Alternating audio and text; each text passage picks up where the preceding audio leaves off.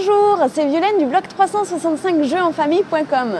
Alors aujourd'hui, j'ai l'honneur de rencontrer Marion et Emma, qui sont deux jeunes femmes qui ont inventé un super univers dont j'avais envie absolument de vous raconter.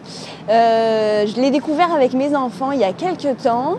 Je ne vais pas en dire plus. Je vous laisse découvrir Emma et Marion. Salut les filles. Alors, qui est qui? Alors Emma, bonjour, moi je suis la porteuse de projet et du coup la fondatrice de Dipongo. Voilà, moi je suis Marion, donc la directrice artistique, donc c'est moi qui dessine toutes les illustrations voilà, et qui ai créé un peu tout l'univers de Dipongo, et je suis associée avec Emma. Voilà. Alors donc, qu'est-ce que c'est Dipongo? On va peut-être partir du constat pourquoi on a créé Dipongo. En fait, on est parti du constat que les enfants étaient de moins en moins créatifs. Ils sont beaucoup trop passifs devant les écrans. Je ne sais pas si tes enfants jouent un petit peu devant les écrans. C'est bien. Et en fait, on s'est aperçu qu'ils sont de moins en moins connectés à leur environnement réel. Donc on a voulu proposer des contes, des histoires imaginaires, donc avec l'identité graphique de Marion, qu'on va réinventer et qui vont permettre de s'adapter aux outils d'aujourd'hui. Pour ça, du coup, on a imaginé des contes dans des univers un petit peu fantastiques, féeriques. On va amener l'enfant à travers ces univers à rêver un petit peu, et on va lui proposer d'aider des petits compagnons de voyage à résoudre des défis. Et pour résoudre ces défis, en fait, au lieu de rester devant sa tablette, etc., on va le ramener dans son univers réel. Donc par exemple, avec tout ce qu'il a autour de lui, il va devoir imaginer une solution. Ça permet à l'enfant de s'éveiller au monde qu'il y a autour de lui, de faire preuve d'imagination, de ne pas forcément utiliser que la tablette ou que des crayons, du coloriage, mais il peut y avoir des morceaux de bois, il peut y avoir voilà, des matériaux très différents. Et voilà, c'est essayer de les pousser à avoir plus loin que juste une solution, une bonne réponse en fait. Voilà. Et ça va être surtout que l'enfant s'adapte à son environnement réel, avec ce qu'il a autour de lui. Donc ça pourrait être dans une classe, on l'a déjà fait donc dans une école. Ça peut être un défi qu'on va faire en équipe. Ça va être un défi par exemple qu'on peut faire chez soi, donc toi avec tes enfants dans une cuisine par exemple, dans une forêt comme disait Marion, avec des morceaux en bois. L'enfant va devoir s'adapter à son environnement réel, parce qu'on s'est aperçu que l'enfant est de moins en moins connecté et il est trop passif, et il a assisté par rapport à un jeu, on lui amène tout de suite la réponse. Là, il n'y a pas de guidage, l'enfant va devoir trouver sa solution lui-même. Pour nous aussi, c'était important de faire du lien entre le parent et l'enfant, parce que souvent la tablette ou les dessins animés ou peut-être même parfois les supports de coloriage classiques, c'est l'enfant seul face à son activité. Et là, nous, on a envie d'impliquer le parent aussi dedans, de proposer des activités avec les parents, de faire rentrer toute la famille dans cet univers-là. Et Dipongo aujourd'hui, donc, c'est une application. Exactement. C'est une application dans laquelle on va retrouver trois univers différents. Donc, il y a l'île de la gourmandise, les fonds marins et la forêt extraordinaire. Donc on va y suivre Edgar le renard.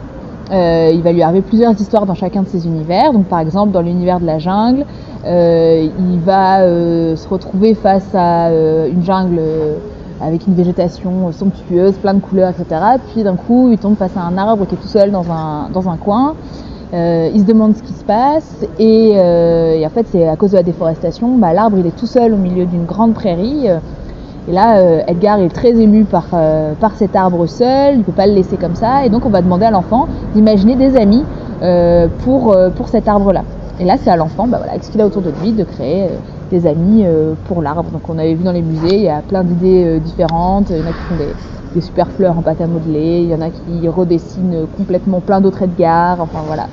Pour bien qu'on comprenne, parce que donc nous on l'a testé avec mes enfants, et donc oui, il y a l'histoire, un petit dessin animé, l'histoire de Dipongo, et puis effectivement à un moment il y a cette problématique, et donc autour vous aviez mis plein de matériel pédagogique, enfin de création, des jeux de construction, de la pâte à modeler, de la colle, des ciseaux, enfin voilà, des perles, enfin bref, peu importe, voilà, et l'idée c'est que l'enfant puisse créer sa solution avec ce qu'il a autour de lui, et de venir le photographier ensuite. Voilà, dans l'application. Voilà. Et ensuite, donc l'histoire continue puisque grâce à lui, par exemple, voilà, l'arbre a beaucoup d'amis, il est content et Edgar va pouvoir continuer sa découverte du monde qu'il a choisi de découvrir avec l'enfant ce jour-là.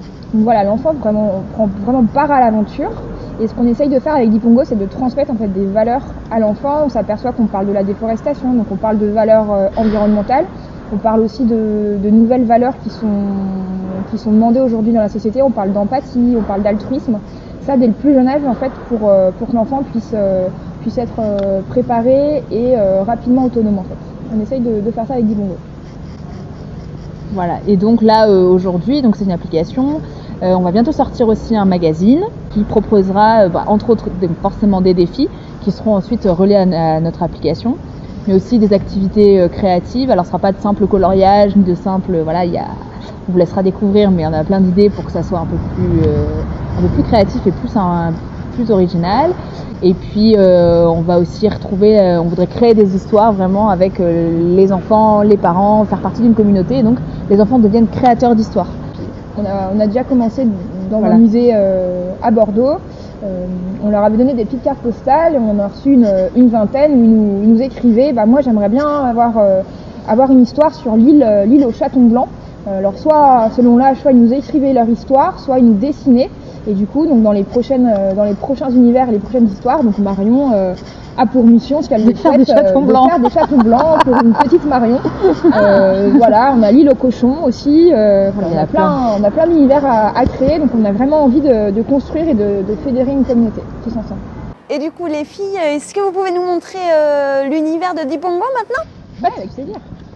Alors, l'explorateur d'univers Edgar le renard va vous proposer de partir à l'aventure. On va partir à l'aventure avec lui.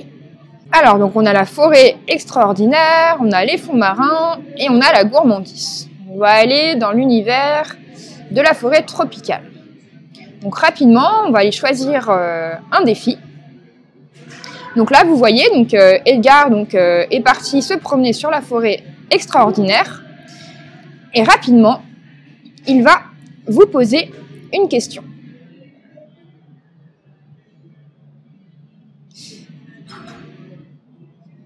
Et voilà, donc là, Edgar, il aimerait bien aller se baigner, mais on s'aperçoit qu'il y a un gouffre qui va le séparer de la cascade. Et là, on va demander à l'enfant, est-ce que tu peux aider Edgar à trouver une solution avec ce que tu as autour de toi pour aider Edgar à aller se baigner. Et donc là, on voit une petite icône. Donc on va venir prendre en photo notre création. Donc là, imaginons que cette plante, si Edgar la mange, ça va lui faire pousser des ailes. Et voilà, donc maintenant on a la solution de l'enfant. L'histoire va continuer dans l'application. Edgar va pouvoir continuer ses aventures grâce à l'enfant. On vous laissera la surprise de ce qui se passe ensuite dans notre application.